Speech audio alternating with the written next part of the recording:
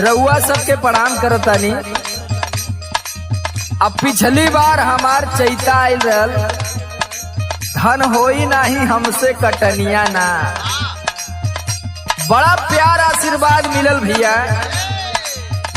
एक बार फिर से वही अंदाज में ये सावन में लेके आयल बानी भैया। अब वह प्यार आशीर्वाद फिर से चाहिए लड़का के। आई फिर से सुने के नए अंदाज में। चला धान रोपे धनिया सिवानिया में,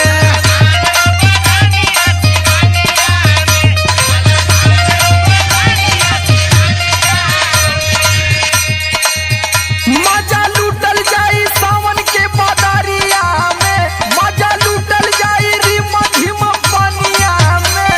चला धान रोपे धनिया सिवानिया में।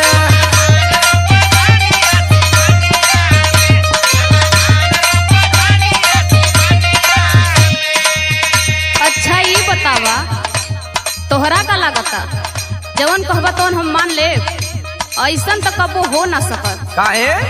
है सुना, नैहर रखली न पाओ कबो पनिया में। सरकार तू फर्श पे देत रहलू।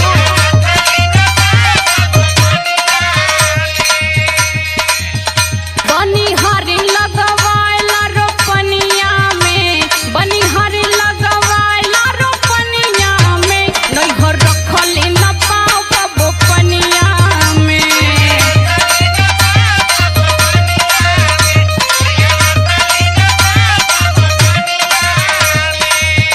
अच्छा तो ये बतावा का कि हमहन का सगरी कमाई है खेती किसानी है ना।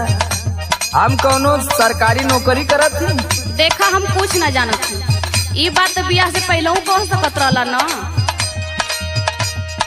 सगरी कमाई मोर इहे बा किसानिया।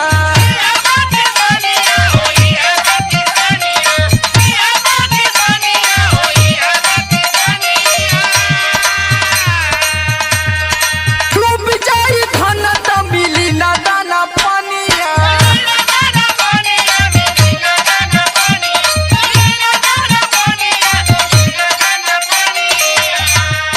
सारा कुछ यही के ऊपर चलत है ना। तो हमनी के काम ना कल जाई, खेती बाड़ी ना कल जाई तो कैसे चली? मुकेश अंबानी थोड़ी पहुंचे हैं। काहे ना? अरे वो तो जियो का सिम ना फ्री देले हुआ। चाउर बेच के घुमाइला बाजारिया में, चाउर बेच के घुमाइला बाजारिया में। चला धान रोपे धनिया सिवानिया में।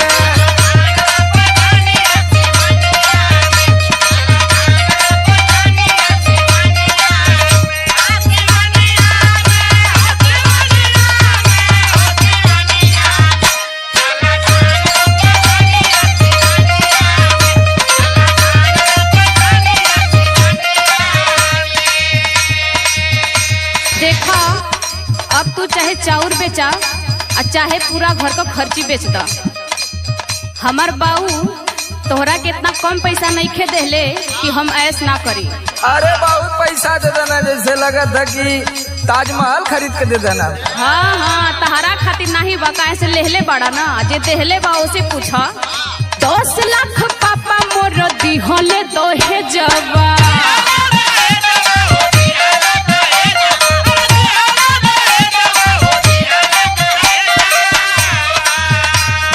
तब ससुराल में जुड़ाइल न करे जवा।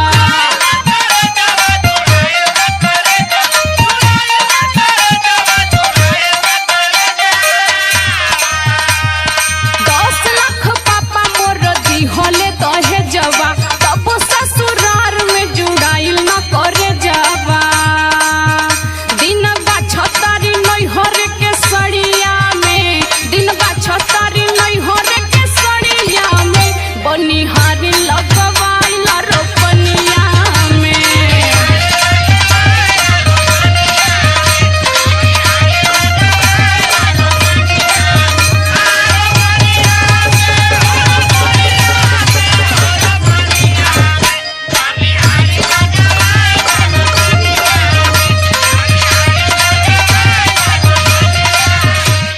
प्रणाम।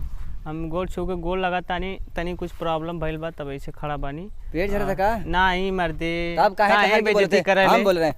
तो हेलो फ्रेंड्स, आप सभी का हमारे यूट्यूब चैनल में स्वागत है, जिसका नाम है अपना डांस।